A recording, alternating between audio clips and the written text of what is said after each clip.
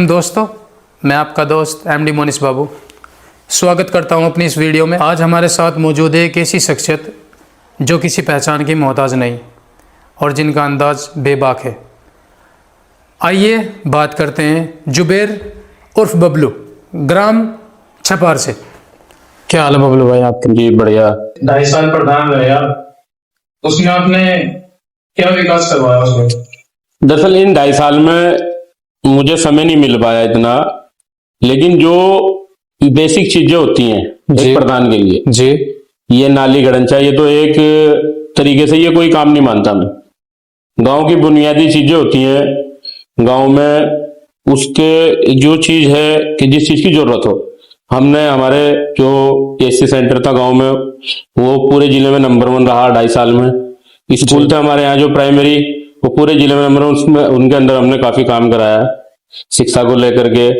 एक हमारे यहाँ एक 1965 से सरकारी जमीन थी हाईवे पे, तो उसका हमने 2.5 साल के अंदर रहते रहते उस पर कब्जा मुक्त कराई। वो 100 बीघे जमीन थी हाईवे पे। अब उम्मीद है कि अगर अल्लाह ताला ने आगे मौका दिया तो हम उसमें आगे कुछ अच्छा निर्माण कराएंगे। जैसे कलेक्ट्रेट का मामला चल रहा है छपार में और एक बस स्टैंड का जी, तो उसमें पूरी कोशिश की जाएगी गांव वाले के लिए ताकि रोजगार मिले। बिल्कुल सही बात है। जैसे आपने बताया अभी वो किसी ने कब्जा किया हुआ था जमीन पे, वो एक ट्रस्ट बना करके, एक बुनियादी ट्रस्ट बना करके कर रखा था वो। कौन लोग थे वो? गांव के ही लोग थे। तो उस चीज को एक स्कूल के नाम से ट्रस्ट बना उस हिसाब से। तो प्रधान जी, जैसा कि हमने आपको सोशल मीडिया पे भी देखा है अक्सर करके, आप बेबाकी से बोलते हैं, बिंदास, कोई टेंशन, कोई किसी चीज की ऐसी बात नहीं है, लेकिन आपको ये विरासत में मिली है या आपने खुद डेवलप किया अपने अपने अंदर बेबाकी? नहीं, ये तो देखो आदमी का अपना अपना मिजाज होता है, सब तरीके का मिजाज होता है जी भाई। सही बात कहने में उससे कोई परहेज नहीं है जी। कोई सही बात कहनी ही चाहिए आदमी को, चाहे कोई भी हो, किसी भी स्तर पे हो, सही बात ही करनी चाहिए, सही बात कहनी चाहिए उसको। पर पहले ये नहीं होता था। अब हमारी तो खुशकिस्मती है कि घर बैठे ही आदमी 1000-2000 लोगों से वैसे ही संपर्क में आ जाता है। सोशल मीडिया के माध्यम से हमारी बात इजीली पहुंच जाती है। बिल्कुल। जैसा कि आप गांव-गांव घूमते हैं, अभी घूम भी रहे होंगे, जमीनी स्तर पे काम कर रहे हैं आप, तो उसमें आपको कोई चीज ऐसी लगी हो जिसमें आपको लगा हो कि ये चीजें नहीं होनी चाहिए गांव के हित में, गांव के विकास के लिए? देखो, हमारा गांव हो या कोई भी गांव जी, कोई भी बात हो, सब राजनीति करते हैं, राजनीति करनी चाहिए, लेकिन उसे जो है आदमी को जो सही बात हो वही फैलानी चाहिए। और चाय की दुकानों पे बैठ के या कहीं बैठ करके झूठी अफवाहें किसी के लिए नहीं चलानी चाहिए। ये चीज मुझे बहुत बुरी लगे। बिल्कुल से मतलब जो चीज है वो कहनी और करनी चाहिए आदमी। अच्छा, आप महिलाओं को लेकर क्या सोच रखते हैं? भाई महिलाओं के बारे में तो मेरी देखो ईमानदारी की बात यह है कि मेरी इस्लामिक सोच है कि जो तरीका उनके लिए आया है हमारे हदीस के हिसाब से वही करना चाहिए। अपनी लड़कियों को आज के दौर में पढ़ाना भी चाहिए, लेकिन उसमें पर्दे का और घरों में पर्दे का हिसाब, ये चीजें रहनी चाहिए। पढ़ाना भी चाहिए, ऐसा नहीं है पढ़ाई कहीं मने नहीं है लड़कियों के लिए भी जी। मैं तो मानता नहीं हूँ कि कहीं मने है। जितना मैं सुना है मैंने आलिमों से, पढ़ाना चाहिए लेकिन उसमें दायरे के हिसाब से। मतलब अलग कॉलेज होना चाहिए? नहीं, अलग कोएड के अलावा अलग अलग कॉलेज है, अलग कॉलेज है, लेकिन उनको जो हमारे घर में महिलाएं हैं, लड़कियां हैं, बच्चियां हैं, सबकी है, उन्हें ये पता रहना चाहिए कि हम किस मजहब से आते हैं। बिल्कुल सही बात, हमें उसमें क्या बताएगा। बिल्कुल सही बात है। अच्छा, मैं एक बात और जानना चाहता हूँ, अक्सर करके ये चीजें देखी जाती है गांव के अंदर, जब कभी गांव में 2 लोगों के बीच में लड़ाई झगड़े होते हैं तो वहां उन्हें कन्विंस करने के लिए या उनसे बात करने के लिए सलाहियत की जो बात होती है, एक जिम्मेदार नियुक्त किया जाता है, प्रधान हो गया या जिला पंचायत या कोई भी। तो फैसला कराते वक्त मतलब दोनों तरफा बात सुनी जाती है या एक तरफा फैसला किया जाता है अक्सर करके? असल में क्या है, फिलहाल की सच्चाई तो यह है, आदमी जिसको जिस पक्ष को स्ट्रोंग देखता है ना उसी की कह देता है। लेकिन सही बात यह है कि आदमी को ईमानदारी की और जो सच्ची बात हो वो ही कहनी और करनी चाहिए। बिल्कुल बिल्कुल सही बात है।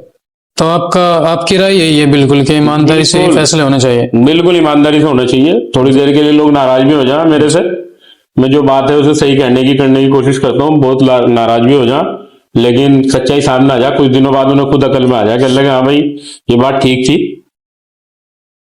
अच्छा प्रधान जी, जैसा कि इस बार इलेक्शन में लड़ रहे हैं आप, तो आपको गांव छपार वालों को कुछ कहना होगा, वादे करने होंगे हमारे प्लेटफॉर्म के माध्यम से। आप उनको क्या कहना चाहते हैं? भाई आपके प्लेटफॉर्म के माध्यम से कहना चाहेंगे, वादों का तो मेरे गांव वालों को पता है कि मैं जो वादा करूंगा इंशाल्लाह पूरा करने की कोशिश करूंगा। कुछ चीजें ऐसी होती हैं कि जो एक प्रधान के हाथ में भी नहीं होती है, कोई मतलब वैसी बातें करने से कोई फायदा नहीं है, लेकिन जो बुनियादी काम है उससे मैं कभी पहले नहीं भागना और ना आगे भागूंगा इंशाल्लाह। गांव वालों को जहां मेरी जरूरत रहे मैं उनके लिए 24 घंटे तैयार हूँगा। सब लोग एक दूसरे से जुड़े हुए हैं, खासतौर से जो भी मुस्लिम त्यागी समाज के लोग हैं और बिरादरियां भी हैं और हमारे हिंदू समाज के लोग भी हैं, सब एक दूसरे से जुड़े हुए हैं। मैं ये कहना चाहूंगा कि भाई इस बार मेरा सहयोग करें। मेरे साथ गलत हुआ है।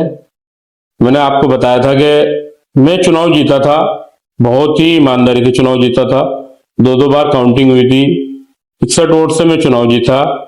एक आदमी बड़ी मेहनत से राजनीति में जो चुनाव होता है प्रधानी का जी। और चुनाव जो होते हैं उसमें पार्टी बेस पे और उनपे वोट मिल जाती है, लेकिन हिंदुस्तान में अगर सबसे कैडा चुनाव है तो प्रधानी का चुनाव है। जी। इस चुनाव को मैं जीता, अच्छे से फाइट करके जीता। और फिर इस तरीके से एक आदमी सोच लेके चलता है कि भाई मुझे ही मौका दिया है अल्लाह ताला ने ताकि मैं कुछ करूं, और फिर मैं उसमें ही बहुत परेशानी के दौर से गुजरा। मैं चुनाव जीतने के बाद ही सर्टिफिकेट लेके वहां से निकला पुरका जी से, तो मेरे पास जब से ये अधिकारियों का दबाव प्रेशर रहा, मैं कोर्ट में खड़ा रहा 2.5 साल, जो मुझे करना चाहिए था वो भी मैं गांव के लिए नहीं कर पाया। मैं भाई इस बार मुझे सहयोग करें, अगर मैं उनकी भावनाओं पे उनकी बातों पे खरा नहीं उतरता ना तो मुझे कभी भविष्य में सहयोग ना करो अरे छपार के लोग।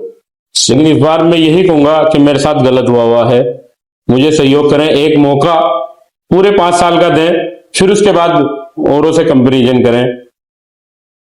हमें पता चला था सर्वे हुआ है उसका, वहां नहर निकलने वाली है, तो छपार में भी छपार से होके जाएगी, तो कितनी सच्चाई है इस बात में? इस तरीके के सर्वे गांव में कई बार हो रहे हैं और पहले भी इस बार भी हुआ था, और बड़ा प्रोजेक्ट है और लोगों के 1-2 खेतों में पत्थर भी लगे थे जी। लेकिन लगता नहीं कि अभी उसकी कोई इस तरीके के मामले में कोई सच्चाई है। लेकिन सर्वे हुए थे, पत्थर वत्थर भी लगे हैं, कोई डैम वैम से लेके ऊपर से पानी आना है जी। लेकिन उस पर कोई अभी बेसिक उस पर जमीनी स्तर पे कोई काम नहीं हो रहा उस पे फिलहाल। अच्छा। हमने सोशल मीडिया पे देखा था आप सुफियान के मीटअप पे भी गए थे और आपका इनविटेशन मिला था। उसके जो ऑर्गेनाइजर थे उन लोगों ने मेरे पास आए थे, अच्छा। उन्होंने इनविटेशन दिया था बाकायदा, जो उन्होंने वो होर्डिंग्स वगैरह लगाए थे उस पर भी नाम भी वो किया था। हाँ मैंने वीडियो में भी देखा था, सुफियान आपके बारे में बोल रहा था सपोर्ट करने के लिए। सभी लोग बेचारे लाइक करते हैं और सबको हमदर्दी है, इसलिए इस तरीके की सभी से अपना मिलना जुलना होता रहता है। राजनीतिक लोगों के तो भाई सभी से संबंध होता है। सही बात है बिल्कुल। अच्छा बबलू भाई एक बात बताओ, जैसे आपके बड़े भी राजनीति करके गए, आपने कहा भी है, हमें पता भी है, और आपकी और उनकी सोच में क्या फर्क है, क्या अंतर है, या उनकी और आपकी राजनीति में, या मतलब अभी आप क्या अलग करना चाहते हैं? भाई जो उस हमने वक्त सब नहीं हो कुछ पाया। उनसे ही सीखा है। अच्छा। और वक्त के अनुसार हर चीज की परिस्थिति बदलती रहती है। बिल्कुल सही बात। हर गांव की, हर समाज की वक्त के हिसाब से जी। हर 5-7 साल में परिस्थितियां बदल रही हैं। उनके समय में समय कुछ और था, जी। अब समय कुछ और है, लेकिन जी। सीखा हमने उनसे ही है। हमारा मेन मकसद तो ये रहता है कि गांव में किसी तरीके का कोई विवाद ना हो, आपसी भाईचारा बना रहे, ताकि कहीं किसी को जरूरत है जो हमारे से हो सकता है उसके लिए हम तैयार रहते हैं। बिल्कुल सही बात है। आपने मदरसा भी शुरू किया था, उसमें क्या मुश्किलें आई? हमारे गांव काफी बड़ा गांव है और इसमें करीब 60% मुस्लिम आबादी है, और हमारी मेन बेसिक चीज है इसमें मुस्लिम के लिए दीन जरूरी है।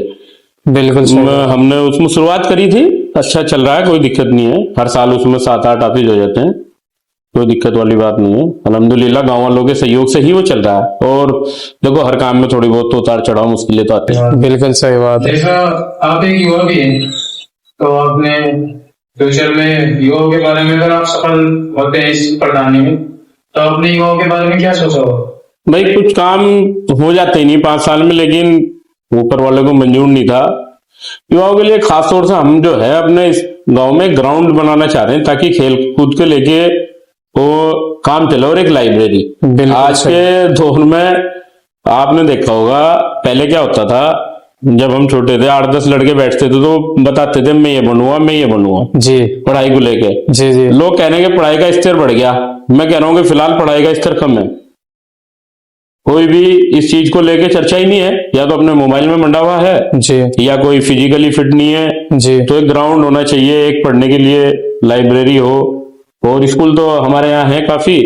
और मैं एक बात जानना चाहता हूँ, जैसे छपार है गांव, बड़ा गांव है, एक छोटी छपार होता है, एक बड़ी छपार होता है, तो इसमें अलग अलग प्रधान होते हैं या एक ही प्रधान रहता है? ये तो लोगों ने एक मोनोपोली बना रखी है, ये छपार हाईवे बीच में, कुछ थोड़ा सी 30% आबादी इधर है, 70% इधर है, इस वजह से गांव एक ही है, वो कोई छोटी बड़ी छपार नहीं है। अच्छा, एक ही प्रधान चुना जाता है। एक ही गांव है छपार पे।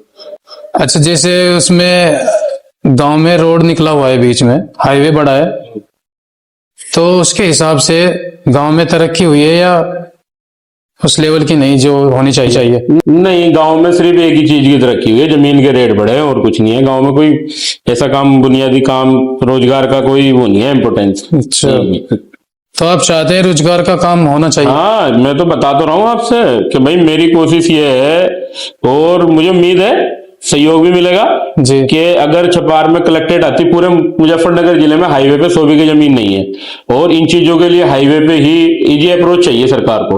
हकीकत और है। सरकार की जमीन थी, हमने सरकार को ही दी है। बिल्कुल और अगर वहां कलेक्टेड आती है तो एक रोजगार का मौका मिलेगा छपार वालों को। बस स्टैंड आता है, उस पर भी मिलता है। बिल्कुल। बस अड्डे का भी मुझे लगता है कि उसकी काफी तैयारी हो चुकी है, 15 बीघे में वो बस अड्डा बनेगा। और उसी में हमने एक वो था होम्योपैथिक अस्पताल का प्रस्ताव था, उसमें काम चल रहा है। होम्योपैथिक अस्पताल उसी जमीन में फिलहाल बन रहा है छपार में। अच्छा, ये जो रोड एक्सीडेंट्स होते हैं, इसमें मतलब परिवार वालों को कैसे मुआवजा दिलवाना है, कन्विंस करना, ये कैसे मैनेज होता है वो? मैं देखो, हादसा है, हादसे तो हर जगह होते रहते हैं, क्योंकि आबादी इतनी बढ़ गई, वाहनों की स्पीड बढ़ गई, जी तो ये तो होता रहता है। जो भी कोशिश होती है सरकार के थ्रू, इसमें एक्सीडेंट क्लेम वगैरह का जो प्रोसीजर है सरकार का, वो तो उसी तरीके से काम होता है। मतलब मिलता है उनको कुछ ना कुछ? हाँ, कोई जो एक्सीडेंट में तो काफी लोग तो हमारे समाज के तो, मुस्लिम समाज के तो 90% लोग लेते ही नहीं है, तो पासपोर्टम भी नहीं कराते। अच्छा, उन्हें तो अल्लाह ताला पे यकीन है, चलना देगा। बिल्कुल, हादसे हो जाते हैं कभी कभी। हाँ हाँ, उसका तो हमारे तो ज्यादातर लोगों का मानना यही है, मुस्लिम समाज के, भाई ऊपर वाले ने ही पैदा किया है, और वो से जरूरत होगी जब ही हमें बुला लेगा। इस बार जमीनी स्तर के नेता है, तो गांव छपार के अंदर जमीनी स्तर पर किस चीज की सबसे ज्यादा जरूरत है? छपार में मैंने आपको बताया था, सबसे ज्यादा जरूरत तो है बिजली घर। अच्छा, क्योंकि जब से बिजली की सुविधा शुरू हुई, बल्ला हमारा बिजली घर पड़ता है, अगर हवा बढ़ने में चलती है तो छपार की लाइट चली जाती है। उसके लिए हमने प्रस्ताव भी किया था 3 बीघा जमीन का, एक छपार से खुड्डा रास्ता जाता है उस पर, लेकिन मैंने बताया कि कुछ चीजें अधूरी रह गई। मुझे गांव वालों से उम्मीद है कि इंशाल्लाह मौका देंगे, उसे पूरा करेंगे। सबसे पहले तो एक बिजली घर होना चाहिए, एक खेल का मैदान होना चाहिए, एक बारात घर की भी हमारी कोशिश है, बारात घर की होनी, एक हमारे यहाँ हाईवे है, और सर्व समाज का गांव है। और मुझे लगता है हरिद्वार से लेके आगे मुजफ्फरनगर तक हमारे यहाँ हब पड़ता है शिव भक्तों के लिए कांवड़ यात्रा, और वहां एक भंडारा भी लगता था, लेकिन वो साइड डिवर्जन की वजह से दूसरी तरफ लग रहा है वो फिलहाल, वो होटल वगैरह। एक जमीन इसकी स्कूल की जमीन में ही सामने है, वहां एक धर्मशाला, अगर मुझे मौका मिला तो मैं उस धर्मशाला के बारे में भी पूरी कोशिश करूंगा। क्या बनवाई ही जाएगी, चाहे किसी भी स्तर से, कहीं पर भी प्रशासन से जहां भी सहयोग की जरूरत पड़ेगी मांगेंगे जी, उनके लिए एक धर्मशाला होना जरूरी है बिल्कुल। हाईवे पे। अच्छा, आपको खानदानी विरासत में मिली है राजनीति, तो आप ये बताइए कि आप इसको आगे बढ़ाना चाहते हैं या आपका खुद का सपना है कुछ काम करना है? करने का नहीं, विरासत में भी मिली है और अपने सपने भी हैं जिसे लेके कर रहे हैं, विरासत को थामने की कोशिश की जा रही है अच्छा। लगातार। तो इसमें अगर आप प्रधान बनते हैं आने वाले टाइम में, तो आप गांव के लिए क्या विचार रखते हैं, क्या मैं इस योजना का भी प्रधान था। हाँ। जबरदस्ती मुझे 2.5 साल में सरकार के द्वारा हटाया गया। अच्छा। इस योजना में भी काफी काम करे हैं और उससे पहले मेरे 2 भाई प्रधान थे, उससे पहले ताऊ जी थे, बाबा जी थे। तो हमेशा से हमारा तो यही प्रयास रहा है गांव के विकास का ही रहा, तभी हमें जनता इतना पसंद करती है छपार की। अच्छा, जैसा आप बता रहे हो ये रिकाउंटिंग हुई थी ना उस वक्त, आप ये कारण क्या था, मतलब आप हार गए थे, आप किसको जिम्मेदार समझते हो इस चीज के लिए?